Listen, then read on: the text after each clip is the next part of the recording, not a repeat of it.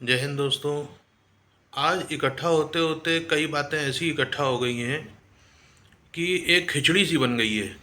इस खिचड़ी का आपको भी स्वाद लेना चाहिए। बहुत ही अच्छी खिचड़ी बनी हुई है। कई ऐसी न्यूज़ आर्टिकल्स ट्विटर की तरफ से कोई ट्वीट्स वगैरह सब इकट्ठे हुए हैं जो अ,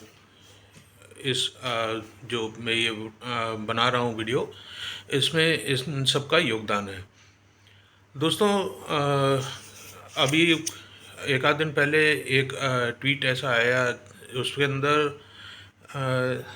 उसके अंदर एक ट्विटर यूज़र ने ये बात लिखी कि आपके यहाँ सती प्रथा होती थी। तो जो है काफ़ी इसके ऊपर और भी जो ट्विटर यूज़र्स हैं उन लोगों ने अपने अपने विचार रखे थे।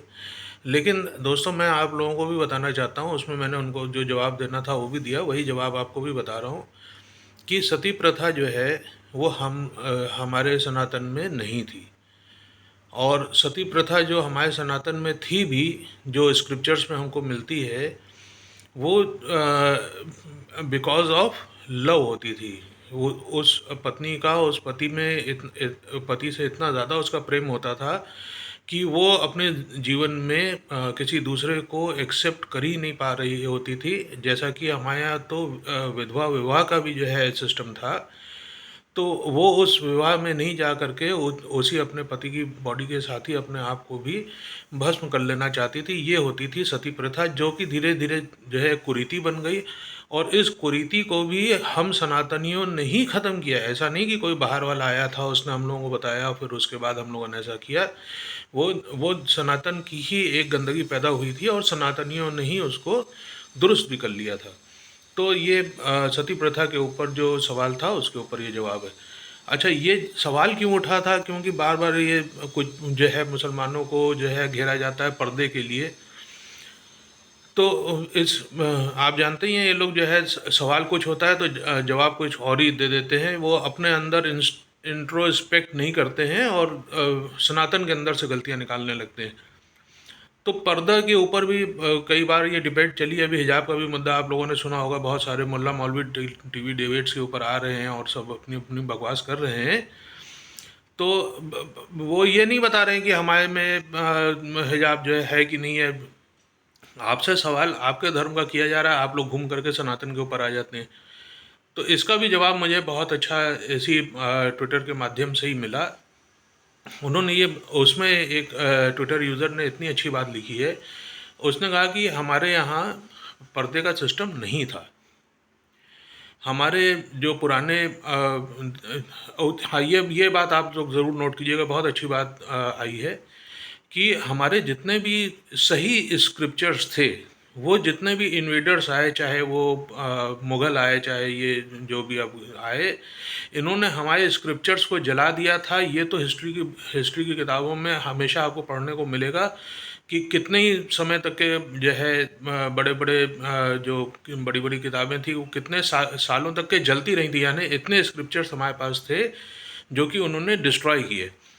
फिर उसके बाद ब्रिटिशर्स जो आए, उन्होंने जो हिस्ट्री बुक्स और ये वो सब जो लिखी हैं, उन्होंने अपने ही अंदाज में लिखी हैं और उसको इस तरीके से पेश किया कि ये आपकी किताबें हैं जो कि आप लोगों को ब्रह्मा जी के ज़माने से या किसी और देवी देवता के ज़माने से आई हुई हैं। तो एक्चुअली ये सब जो किताबें हैं, ये इसकी इसकी आप ऑथेंटिसिटी को 100% नहीं कह सकते कि 100% सही है। इसकी वजह ये है कि हमारी ज़्यादातर मोस्ट ऑफ मतलब बहुत ज़्यादा ही जिसको कहा जाए, ऑलमोस्ट ऑल आप कह दीजिए कि ये सारे स्क्रिप्चर्स हमारे जला दिए गए थे, ये रीराइट हुए हैं। तो जो भी गीता के अंदर भी यहाँ तक के जो श्लोक हैं जो ऐसे भड़काऊ हैं, वो ज़रूरी नहीं है कि कृष्ण जी के द्वारा ही कहे गए होंगे। इसकी इसकी आप सत्यता के ऊपर इसके ऊपर एक प्रश्न चिन्ह है और इसके ऊपर आप सत्यता इसकी गारंटी नहीं दे सकते हैं। ठीक है, तो पर्दे पे हम लोग आते हैं। तो पर्दे पे ये लोग अपने अंदर नहीं ढूंढते हैं और सनातन को ही बताने लगते हैं कि पर्दा यहाँ पे भी है, वहाँ पे भी, वहाँ पे, यहाँ पे है।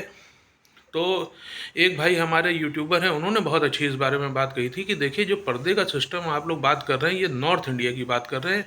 जहाँ पे डस्ट चलती है, जहाँ पे लू चलती है, जहाँ पे ठंडक बहुत ज़्यादा होती है, तो वहाँ पे हेड स्कार्फ पहनने का एक वो ज़रूरी था, क्योंकि हम लोग देखिए प्राइमरली हम लोग जो है सारे के सारे नॉर्थ इंडियंस जो हैं वो फार्मर्स हैं।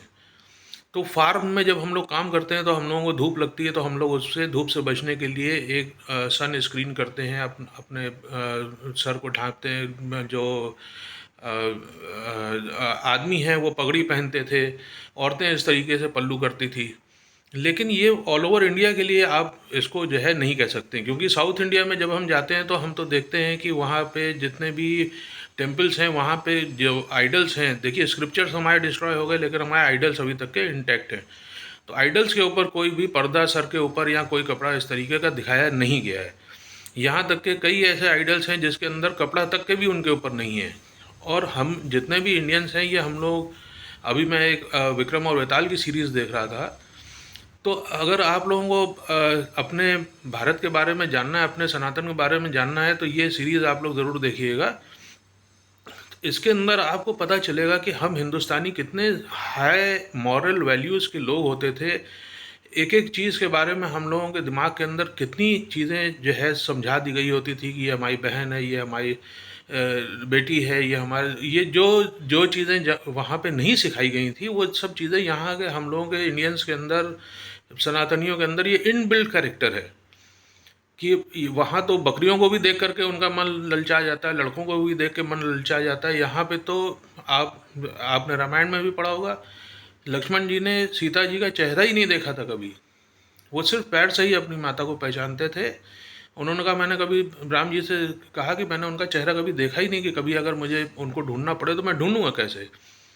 तो ये तो हम लोगों की हिंदुस्तानियों की, सनातनियों की ये एक मतलब कितनी बड़ी वो है। आप इसको समझ पा रहे होंगे शायद मेरी बात को। तो सती प्रथा हो गया, पर्दा हो गया, और हम लोगों के हाई हाई मॉरल वैल्यूज़ हो गए कि यहाँ तक कि हम लोग जब कपड़ा भी नहीं पहनते थे तो माता को माता के रूप में, बहन को बहन के रूप में ही जानते थे।